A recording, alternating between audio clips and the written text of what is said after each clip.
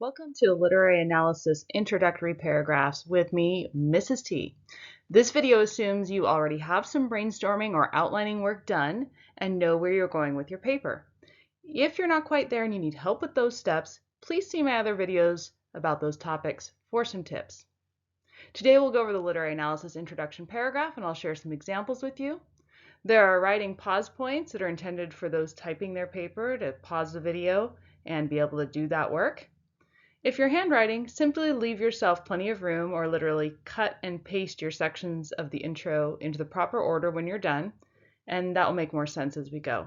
I've actually done that as an activity for my students, and a lot of them really enjoyed that. These are our goals and what we're going to be doing to get there today. Now for a little review time. Do you remember the parts of a standard academic essay's introduction paragraph? Remember, introductions can vary depending on the type of writing, but in the academic setting, we tend to have three main parts to an introduction. For most essays, you will need a hook or attention getter, which is related to the topic. You'll also need a section of background information, which establishes what you're writing about. And finally, you're going to need a thesis. That is what you are arguing. For the literary analysis essay, we are writing an argument about literature. So for the background information, we need to properly introduce the literature we are writing about.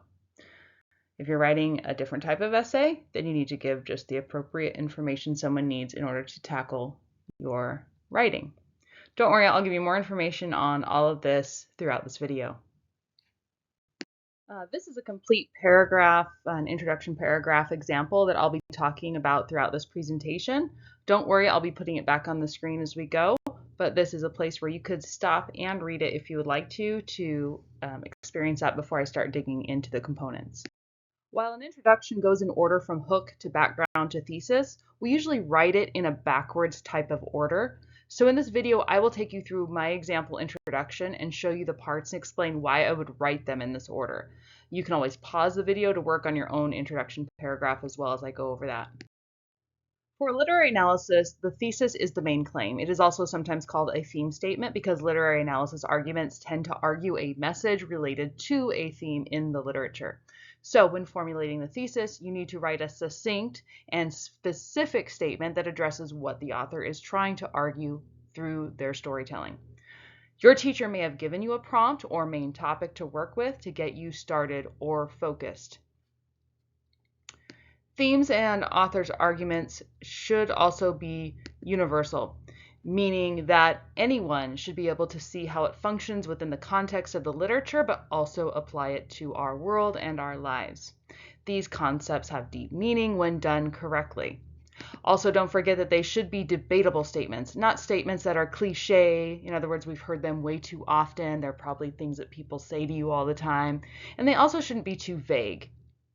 We should be able to argue whether or not it is true, and or if we can even argue, or if we can argue about the evidence that's presented to support it. So sometimes it is debatable because of the statement itself, and other times it's debatable because the argument you present in the rest of your essay has points we could disagree on or discuss. Finally, the literary analysis is about analyzing literature. In other words, you also need to not only analyze the theme or main idea of the text, but you need to analyze the writing choices in the text. However, listing the choices you will discuss in your paper is not typically required. You need to pay attention to if your teacher requires that or not. If you need more help with how to write the thesis statement, examples, and the difference between open and closed thesis statements, please consult my other video about writing a literary analysis thesis statement. All right, so here you could read the thesis in green if you would not, or you can just move on to my explanation. So this statement is a claim about the book To Kill a Mockingbird. So this is the idea the student has worked with and developed over the course of reading it. So this one states, these experiences Scout has with the people of Maycomb illustrate how people in our community can appear one way on the outside, but they can be very different once you get to know them, which can end up positively and negatively influencing those around them. So the underlined part of this thesis is a transition between the summary, which is the background information, which we'll get to in a little bit, and the main point of the thesis. You may or may not have this transition on the first draft of your introduction. However, I've also in that moment given a sneak peek into what writing choices I will focus on for my essay. They're not named here, but I know what they're going to be. I know they're going to be characterization, which includes description, dialogue, and diction or author's word choice. That's what the experiences really are in there. They're made up of those components. So I've given myself some wiggle room with this open thesis. So notice I didn't name those in there. It fits with where I know I'm going to go. You could list them. You could say specifically which writing choices help support this idea. That's a great way to word it. Again, if you need more help with how to write this, the thesis statement, please go see my specific video about thesis statements. So the green portion is my actual main claim, which captures the author's message and the book's theme. This is the core part of my essay, and everything from this point forward needs to relate to this idea in some way, and I have to explain that. While this thesis is not the most debatable statement on its merits alone, the ideas seem to be pretty agreeable, probably for most people. The argument really that's debatable will come into play when I put in my reasons to support this and the evidence I provide and how I interpreted the book. So you will note, however, that this is a pretty universal statement. I can apply this to my life now. I can apply it to life 20 or 30 years ago. I could apply it to people from all different walks of life. And so that's what really makes this universal. If you're writing along with me, this is your pause point, so you can write your thesis or transfer it into your document. All right, so now we're going to be looking at this yellow section. That is the background information section of my example paragraph. I'm going to talk about the components required for the background information section as well. The background section of any paper should set up what you are writing about. For a paper about cleaning up trash in your community, you would need to establish the issue, its history, and why it matters before stating your main claim or what you think should be done about it. In a literary analysis essay, you need to introduce your reader to the text you are analyzing. Does it have a title? Who created it? What was the context of the piece? And can you capture the essence of the work with a brief summary? Obviously, for a poem, if that's what you're analyzing, you may not have character names or a plot to cover, but can't you summarize the basic concept of the poem? For my examples today, I'm using novels and short stories, so I'll be focusing mostly on those required components. In the pink box is an example of what I give my 10th grade students to help them with their literary analysis essays on the book of Mice and Men. It has key information listed to help remind them of what they must include versus what they may include. The bold items are really the ones I told them that are required, the ones that I would expect anyone writing a paper about this book would include in this background information section. The other ones are kind of a collection we made of key concepts, things about setting, which includes time, period, and place, other characters, and then of course the general situation that someone might include in this background information section. So let's go back to our example about To Kill a Mockingbird. This is the section of background information. It says, such is the case for Scout Finch, a young girl who matures throughout the course of To Kill a Mockingbird by Harper Lee. The experiences, told through Scout's voice, show how racism, courage, family status, and friends clash together in the small southern town of Macomb. Scout lives in Macomb with her brother Jem and her father Atticus, who is asked to defend a black man, Tom Robinson, against a false rape charge. Times are challenging as the town deals with racism and division over Robinson's court case. Along the way, Scout meets the neighborhood outcast Boo Radley, who ends up saving her and Jem from Bob Ewell, a man who wants to harm the children because he's upset with Atticus defending Tom Robinson. All right, so can you find the component parts? I've highlighted some, but can you tell me what they are? You should have your text title, your author's full name, the relevant characters' names, and then of course the summary. And remember, in a summary, we usually want something about the setting, the main conflicts, and some key issues in the book. Now you're going to notice for all these components, I don't just list them like I'm doing a checklist. I don't say the name of the book I'm analyzing is To Kill a Mockingbird. It was written by Harper Lee. The main character is Scout Finch. I mean, that sounds super formulaic. It's like you're just checking through the list. You need to write something that's fluid, that speaks to the reader, that shows that you care about what this is and capturing it. So make sure you wordsmith this, and that can take a little while. And also make sure you don't copy from anyone online. All right, now that we've looked at our To Kill a Mockingbird example, let's look at another one. This is from an example for an analysis of the short story The Cask of Amontillado by Edgar Allan Poe. While this is not the most sophisticated writing and could use some improvement, it does have the component parts. So go ahead and look and see, does it have those things? It says, Montessor believes it is in Edgar Allan Poe's The Cask of Amontillado. Okay, I've got the author, I've got the name of the work. In the story, Montresor tells the reader that he was insulted by Fortunato. It is because of this insult that Montresor has vowed revenge. He lures Fortunato into his family's catacombs, and then Montresor chains Fortunato to a wall of granite and buries him alive. All right, so that was my necessary information. It included some things about setting. It includes the conflict. It includes the characters, and it's short and succinct. It doesn't necessarily tell every little detail of the story, but if someone had read this story several years ago, this would be enough to remind them of the key ideas. One question I often get from students is how much to include in the summary? What should I put in? How much is too much? How much is too little? And again, I tell them to think of somebody you know who maybe read the book several years ago, and you're kind of reminding them of the book's basic premise. Or if someone has never read it, like maybe getting them to want to read it. However, that makes a lot of kids feel like they can't spoil the ending. Don't worry about that. Everybody in class has read the book. The person grading your paper has definitely read the book many times. So don't worry about spoilers. We know the book's going to be spoiled by reading your paper because you're going to analyze the whole book, not just the beginning part. So please make sure that in your summary, you don't worry about spoilers. So see this example of mine from Mice and Men? It has the title, author's name, main character, setting, conflict, and plot. Are there areas where it could be improved or be more specific? Sure. I could go into who the woman is that's referenced here that he kills and how she relates to the context of the ranch. I could also consider the other characters I did not include, but play a pivotal role in the novella. So like Candy, Curly, Slim, Curly's wife, Crooks, the dog. There are so many directions I could go with this. At the end of the day, you need to think about what you already plan to put in your body paragraphs and mention the conflicts and characters you know you will include later in your essay.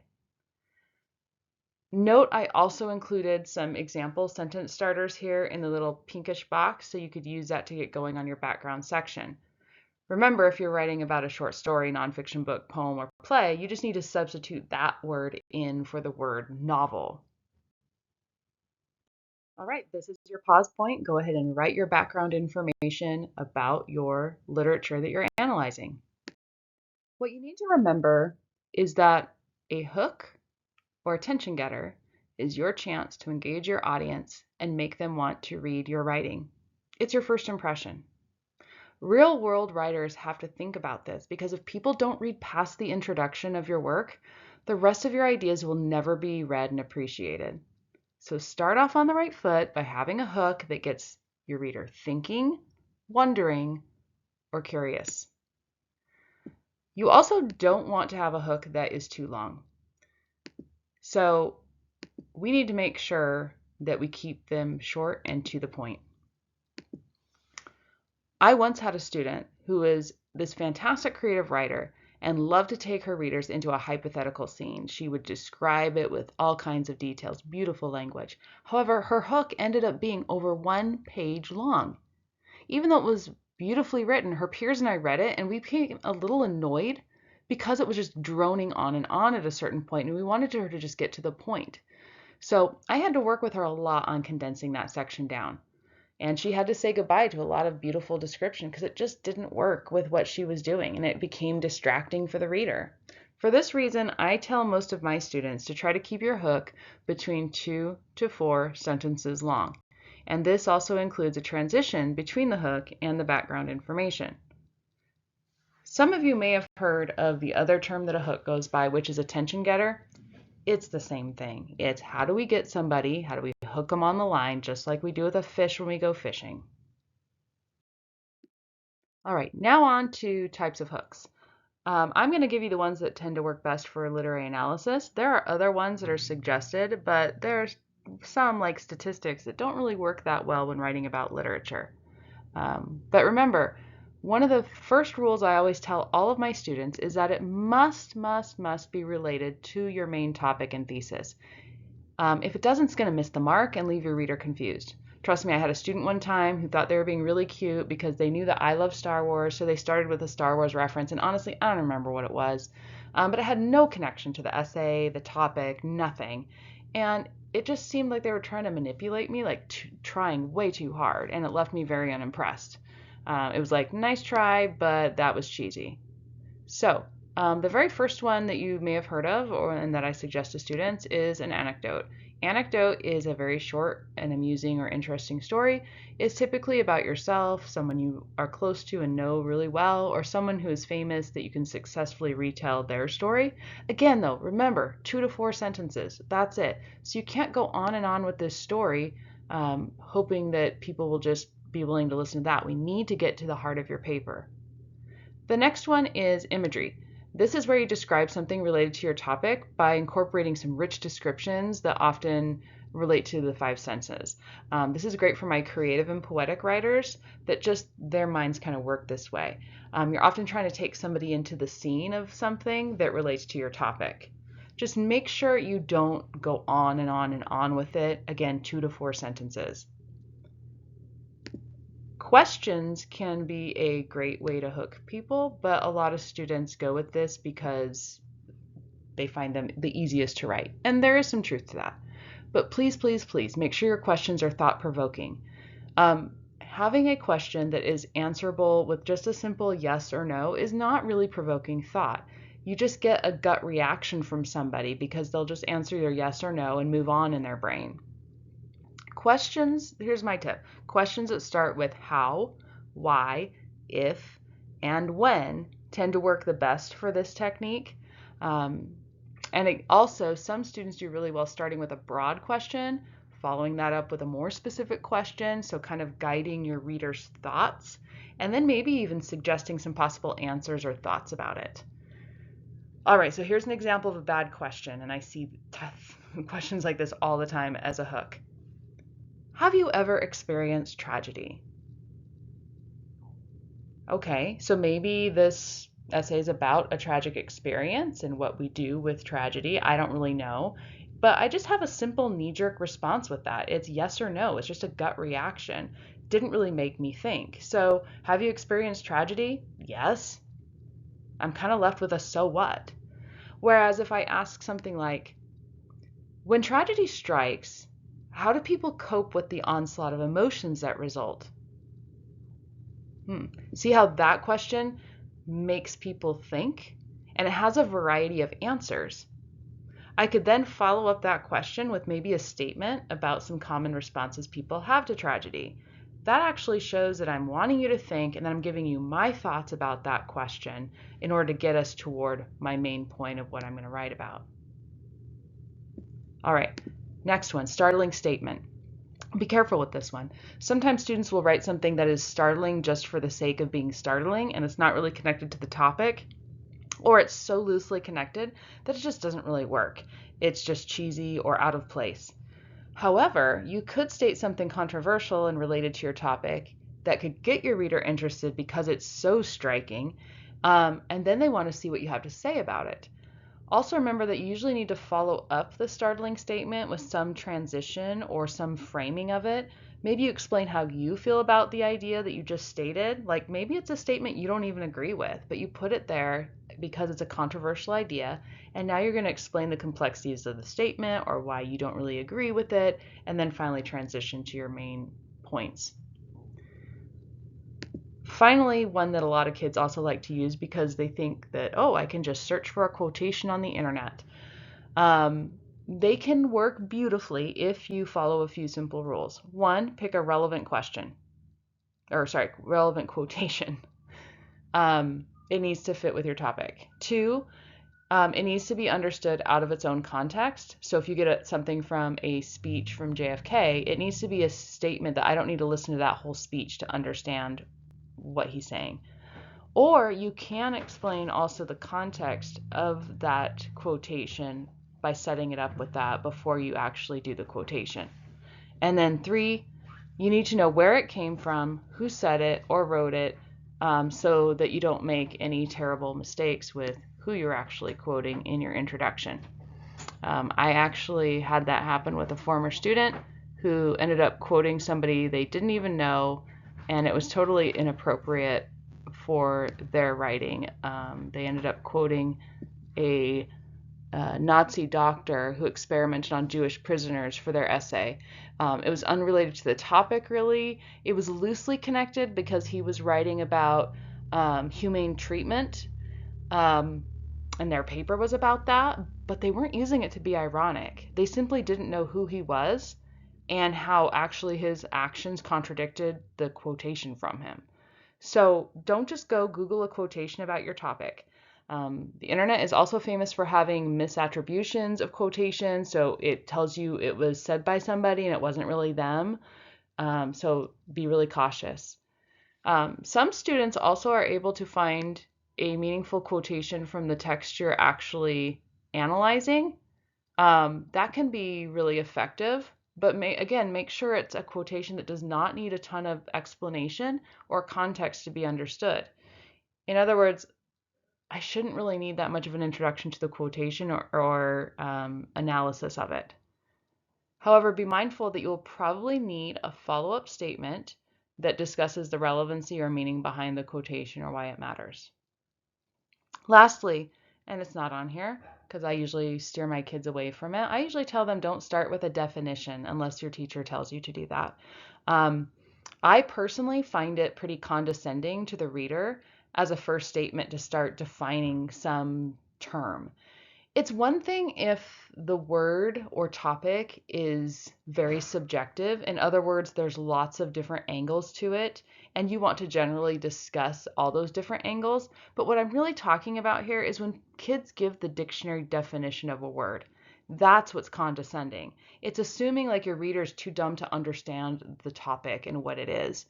So just don't do that. If you're going to talk and define a word, have it because it helps with your argument. It helps narrowing it down. But you can also do that later in your essay when that idea comes up. So, for example, if there's abstract words like devotion, maybe that comes up in your paper. Well, I don't want the dictionary definition. I want the connotative definitions. I want all the different meanings people have or the characteristics people think of. Because how you define devotion and how I define devotion might be completely different. And that might be the key to the difference in the argument that I'm creating. So that would be an appropriate time to talk about definitions. But as a technique for a hook, I find that most kids go this route of just saying, according to Webster's dictionary, devotion is defined as blah, blah, blah. And it just seems really kindergartenish. And again, kind of condescending. It's one thing, I guess, if you follow that up with a bunch of connotative meanings after you've given that denotative meaning. But again, it's kind of overdone. So I would just save it for later if it's even necessary. So the hook here is in pink. You can take a second to read it if you need to and haven't done that already. This hook is actually an example of one technique I didn't talk about on the previous section. So this is one that I sometimes steer kids toward that have a hard time with hooks, which is just writing about a general understanding or concept, kind of making it relatable to the audience and how you think a reasonable person would think about the topic. It could be some of your experience, opinions, or like I said, just what you think most people would agree with. And it also brings up the key topic in a broad general sense. For this introduction, the student used 2 techniques actually, the startling statement of murder and then the follow-up question, is this a right way to get back at someone? Now, is this hook the most sophisticated thing I've ever read? No. But it's a good attempt, and it is related to the topic. The question is answered with a yes or no, but in this case, it kind of works because we're probably thinking most people would answer no to the question.